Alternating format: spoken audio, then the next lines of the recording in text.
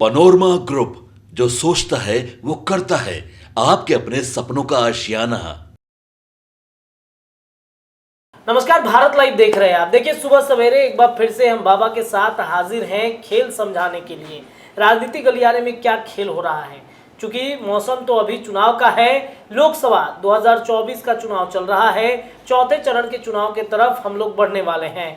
5 seat हैं चौथे चरण में, और सभी सीटें जो हैं वो मिथिलांचल का इलाका है, यानी कि मिथिला का क्षेत्र है। उन क्षेत्रों में नीतीश कुमार की कितनी पकड़ है, जदयू कितना कमाल करेगी, इस पर हमने बीते दिनों चर्चा किया है। और आज 10 तारीख के दिन कई सीटों पर नामांकन भी होने वाले हैं, और इन सब के बीच में नीतीश कुमार की पार्टी कितना एक्टिव है, क्या करने वाली है, चलिए खेल समझाते हैं। बाबा हमारे साथ जुड़ गए हैं। नीतीश लालू के गोतिहारों में अजुरा गए मोदी और चिराग, मांझी मल्ला कुशवाहा का क्या होगा? नीतीश लालू के गोतिहारों में कैसे अजुराए हैं मोदी और चिराग, इस पर चर्चा करते हैं बाबा के साथ। बाबा, नीतीश और लालू के गोतिहारों में चिराग और मोदी कैसे अजुराए हैं? मतलब फिर क्या दोनों का कुछ गठबंधन होने वाला है क्या? देखिए रत्नेश, हम लगातार चाहे जितना भी बात कर लें, लेकिन नीतीश कुमार को पढ़ना बड़ा मुश्किल होता है। जी।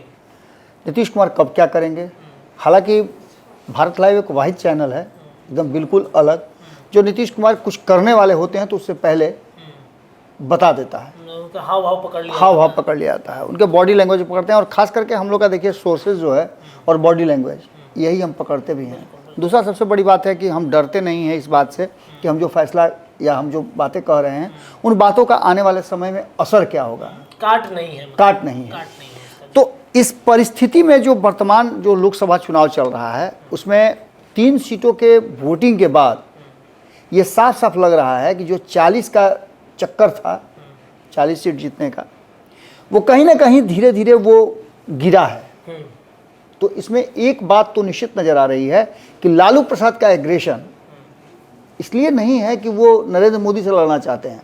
उनका एग्रेशन इसलिए है कि नीतीश कुमार ने कैसे हमारे यहाँ से सरकार छीन ली या कैसे हमसे धोखा कर लिया, इस बात को लेकर के। क्योंकि बहुत कुछ मतलब सोच रहे थे तेजस्वी यादव के लिए, तब तक अचानक नीतीश ने धोखा दे दिया। बहुत सारी प्लानिंग बनी थी। आपको याद होगा कि सोनिया गांधी नहीं चाहती थी कि नीतीश कुमार से बात करें।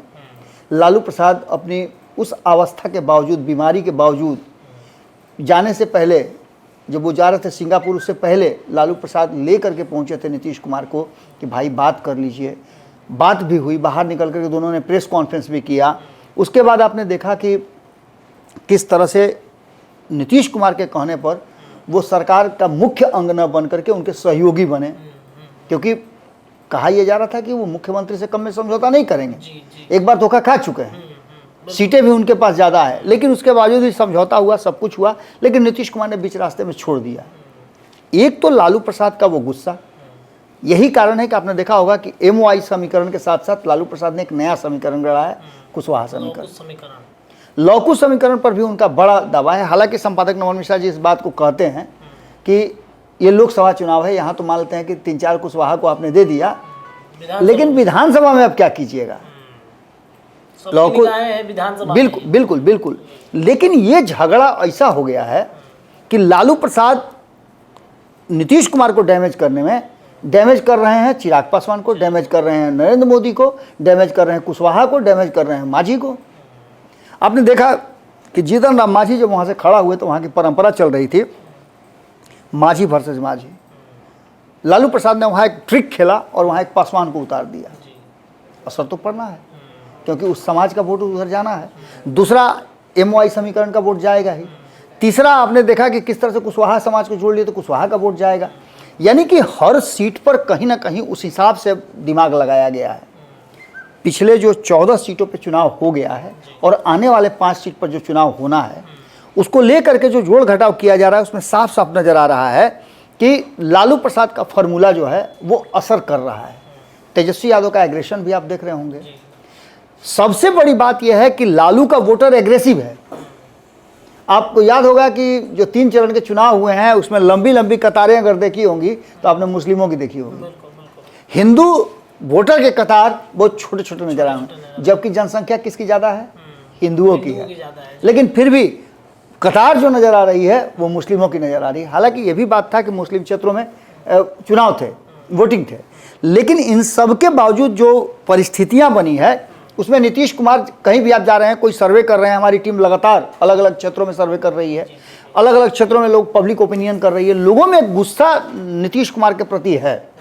इस बीच में कई वरिष्ठ पत्रकारों से हमारी बातचीत हुई, हमने चंदन जी से भी बात किया, उसके बाद हमने आलोक से भी बात किया। ये सभी लोग कहीं ना कहीं जो उनका एक आकलन है, उस आकलन के हिसाब से सीधी तौर पे ये बात बता रहे हैं कि नरेंद्र मोदी वाला वोट नीतीश कुमार को ट्रांसफर नहीं हो रहा है। एक ये गलती है, एक यहाँ पर झटका लग रहा है। दूसरा, नीतीश कुमार के वोटर जो हैं वो डर डर के वोटिंग कर रहे हैं कि कहीं फिर पलट गए तो हम क्या करेंगे, बिल्कुल हमारा वोट व्यर्थ हो जाएगा। अंतिम सीमा पर खड़े लोग, जो गांव में जहां वोट पड़ता है, जिस बूथ पर आप चले जाइए, वहां की लोकल जो स्थितियां हैं उसको आप बढ़िया से आंकिए। जिस गांव में यादवों का वर्चस्व है वहाँ दूसरी जाति को वोट करने में बहुत परेशानी होती है। जहाँ कुशवाहा का वर्चस्व है वहाँ दूसरी जाति को दिक्कत होती है। इसके साथ साथ जहाँ सवर्णों का वर्चस्व है वहाँ सवर्ण ही वहाँ फैसला करते हैं। लेकिन जो वर्तमान परिस्थिति बनी है उसमें यदि आप जिद करके या किसी भी तरह से जा करके वहाँ वोटिंग कर देते हैं किसी और को, तो ये ग्रामीण जो झमेले होंगे, आपसी द्वेष बढ़ेगा, उसको कौन निपटाएगा? क्योंकि नीतीश कुमार को जब मन करेगा तो उधर भाग जाएंगे। कार्यकर्ताओं के लिए कितनी परेशानी है।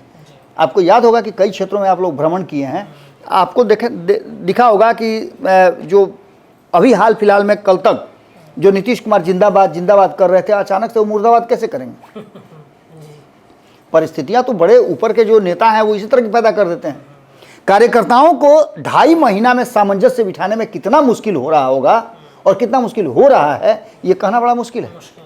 कई क्षेत्रों में हमने देखा है कि जदयू के कार्यकर्ता बीजेपी के कार्यकर्ता के साथ सामंजस्य नहीं बिठा रहे हैं और जिसका नतीजा वोटरों को पोलिंग बूथ तक नहीं लाया जा पा रहा है, नहीं जा पा रहे हैं, वो काफी एग्रेसिव। अब ऐसी स्थिति में एक बात तो साफ नजर आ रही है ना कि इसका खामियाजा किसको भुगतना पड़ेगा? मोदी को, नरेंद्र मोदी को बनना है प्रधानमंत्री। नीतीश कुमार की कुर्सी तो सुरक्षित है। चिराग पासवान के लिए टेंशन है कि भाई 5 सीटों पर चुनाव लड़ रहे हैं, उनका साख दाव पे लगा हुआ है, उनके लिए टेंशन है। टेंशन एक ही सीट पे लड़ रहे हैं जीतन राम मांझी, उनको है, उनको भी है बिल्कुल। टेंशन इधर कुशवाहा को भी है कि मेरा क्या होगा। तो इतना ही नहीं, इस पूरे झमेले में एक व्यक्ति जिसे 2 जातों के बीच में आप देखते हैं ना कि कैसे अन्न पिसाता है, उसी तरह से पिसा रहे हैं मुकेश सहनी। मुकेश सहनी जब मोदी के अगेंस्ट में कहीं खड़े हैं तो निश्चित रूप से वो बात करेंगे ही करेंगे, वो निश्चित रूप से मोदी की बुराई करेंगे, निश्चित रूप से नीतीश की बुराई करेंगे। और उनको एक गुस्सा भी है कि हमको आप एनडीए में नहीं लिए। उन्होंने यहाँ तक कि खुल के भी कह दिया था कि मैं दिसंबर तक सब कुछ ठीक ठाक था, जनवरी तक सब कुछ ठीक ठाक था, और जैसे नीतीश कुमार आए वैसे ही हम पराया हो गए। ये सारी बातें वो कहते हैं। तो ऐसी स्थिति में आप समझ सकते हैं कि जो ये वोटर होंगे वो कितना भरोसा करेंगे मुकेश सहनी पर। यानी कि जो छोटे छोटे दल हैं, बड़े दलों के लिए दिक्कत नहीं है, दिक्कत यहाँ कांग्रेस के लिए नहीं है। कांग्रेस तो पहले से हाथ खड़ा कर चुकी है कि भाई 9 गो सीट है, जीते जीते नहीं जीते और बड़ा चीज़ है। पूरे देश भर में हम 400 के आसपास सीटों पर खड़े हैं, तो हम वहाँ जीतेंगे, यहाँ कौन जीतेगा? यहाँ जीतबो करेंगे तो हमारा सांसद थोड़े रहेगा, लालू जी उसको अपने कब्जा में कर रखेंगे।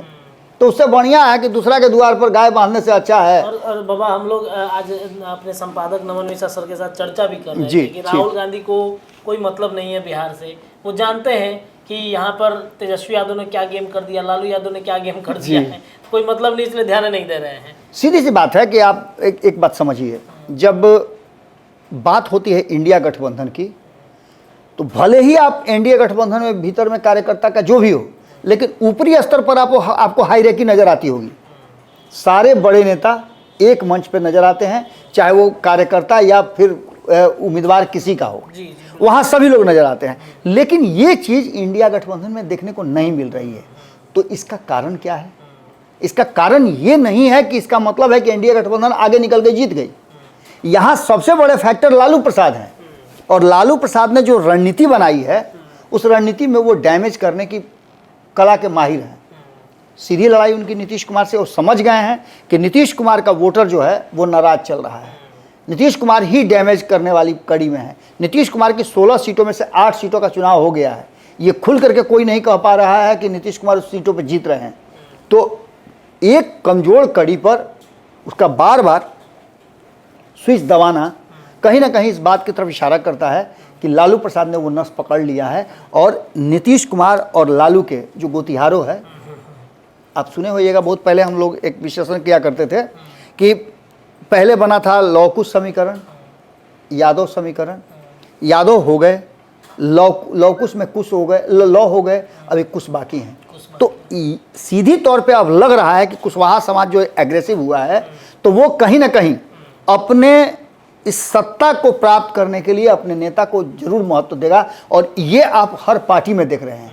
अभी कुछ दिन पहले हमने देखा था कि उपेंद्र कुशवाहा की पार्टी में ऊपर भी कुशवाहा, नीचे भी कुशवाहा।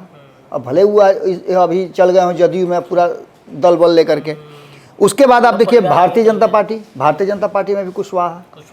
आप आरजेडी में चूंकि पारिवारिक पार्टी उसे कही जाती है, तो ये तो बड़ा असंभव सा है कि अध्यक्ष और बाकी के लोग वहाँ उस पद पर रहें। लेकिन कुशवाहा को टिकट भी मिला और कुशवाहा को आपने देखा होगा मंत्रिमंडल में शामिल किया गया था। तो कुशवाहा पर वहाँ दाव है। उसके अलावा आप जदयू में देख लीजिए, जदयू में भी देख लीजिए, तो कुशवाहा को काफ़ी लंबे समय से बना करके रखा गया है प्रदेश अध्यक्ष। ये एक बात की तरफ इशारा कर रहा है कि अब आने वाले समय में कुशवाहा राजनीति चलेगी।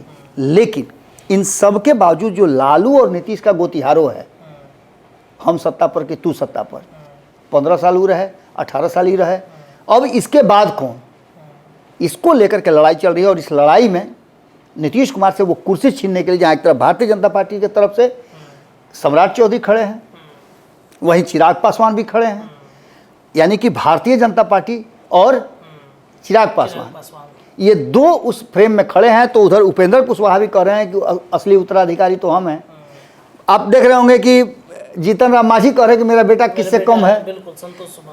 तेजस्वी यादव के लिए लड़ाई चल ही रही है। यानी कि बिहार की गद्दी पर, यह देश का चुनाव नहीं है, लेकिन देश के चुनाव में बिहार के लिए जो मारामारी चल रही है, जो बिहार के लिए अभी से बिसात बिछाया जा रहा है, उस बिसात में मोदी फंस रहे हैं। और मोदी फंसेंगे तो आप समझिए कि 2025 भी फंसेगा। देखिए, तो आपने समझा किस तरीके से लालू प्रसाद यादव ने ऐसी तगड़ी चाल चली है जिससे मोदी तो चिंता में है ही, चिराग पासवान को भी परेशानी है। इतना ही नहीं, संतोष सुमन को भी परेशानी है, उपेंद्र कुशवाहा तो बेचारे परेशान हैं ही। क्या होता है इस पर फैसला आने वाले वक्त में देखने को मिलेगा। फिलहाल आज के लिए इतना ही, लेकिन आज दिन भर खबरों का सिलसिला भारत लाइव पर जारी रहेगा। बहुत बहुत धन्यवाद। पनोरमा ग्रुप, जो सोचता है वो करता है। अगर ये वीडियो पसंद आई और वह बिहार के राजनीति और बिहारियत से सरोकार रखेनी तो सब्सक्राइब बटन दबा के चैनल के सब्सक्राइब कर ली। ओजे एगो घंटी बा, ओकरा बटन दबा देला से कुल सटीक और मारक खबर रुआ मुफ्त में मिल जाई। अगर रुआ पत्रकारिता के हमनी के नया प्रयोग में सहयोग कर चाहतानी तो ज्वाइन बटन दबा दी। पेटीएम नंबर नोट कर ली 9386816700। धन्यवाद।